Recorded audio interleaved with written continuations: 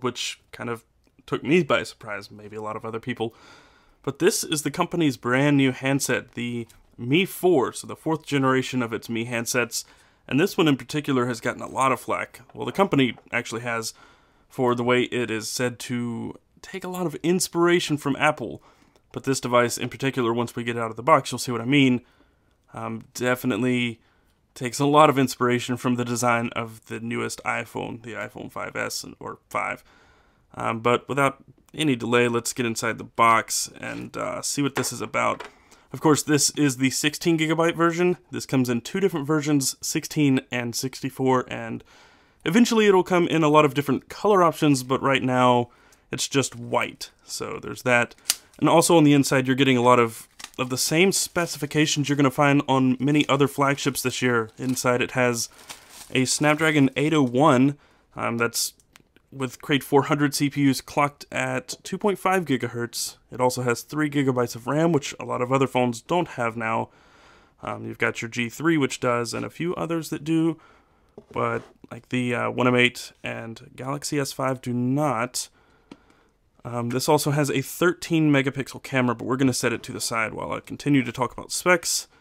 It has a 5-inch 1080p display that's IPS LCD, so very similar to what you're going to find on other high-end flagships. Of course, in this packaging we have a micro USB cable, of course, and this is our standard power block, and it's actually for the US, so I did not expect that.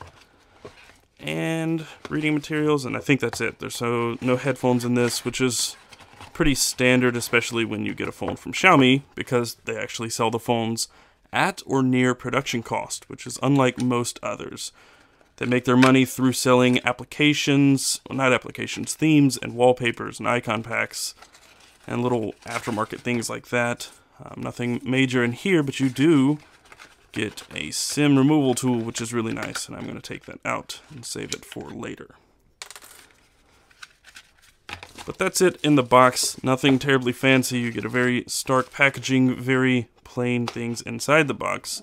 But the phone itself feels really nice. It's actually kind of hefty. The primary thing that you're going to notice about its build and design is actually that the rim is stainless steel, and actually the whole core of the phone is a machined stainless steel. If you go to their website, it shows you the entire process of how they make this, and it feels really nice, and it feels actually kind of iPhone quality. It feels a little bit like an iPhone in the hand, minus the slick plastic on the back, which is something I'm not particularly fond of.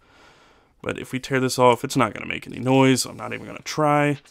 Tear this off and take some plastics off the back. I need to get this IMEI and everything off so you guys don't see it.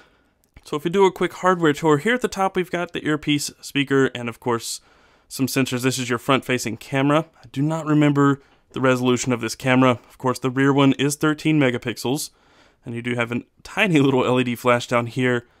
You have capacitive navigation buttons, which is back, home, and menu. This is your SIM port here along the left edge. Nothing else there. Your machine-drilled holes for your speaker grill, micro USB port, power and volume rocker, and along the top you've got a 3.5mm headphone jack as well as an IR blaster. And around back, again, camera and some nice shiny Mi branding. Other than that, this thing is pretty basic. Your battery is a 3050 milliamp hour battery, and again, Snapdragon 801, 13 megapixel camera, 3 gigs of RAM, and a 5-inch 1080p display. And you'll notice that the bezels are very, very small on this. I'm going to turn on the display here, and while I do, I'm going to pull up the One M8. So you can see just how it compares in size. It's shorter, of course, because it doesn't have those front-facing speakers, but it's very slim, and the bezels are just tiny. And maybe I can get the G3 here. I have it as well. You can see its bezels actually look slimmer than the G3's, which is saying something because that's a very, very minimal bezel phone. And you can see those are very, very slim bezels. But this does come with MIUI, and actually, I'm not sure if it's actually loaded on here to begin with,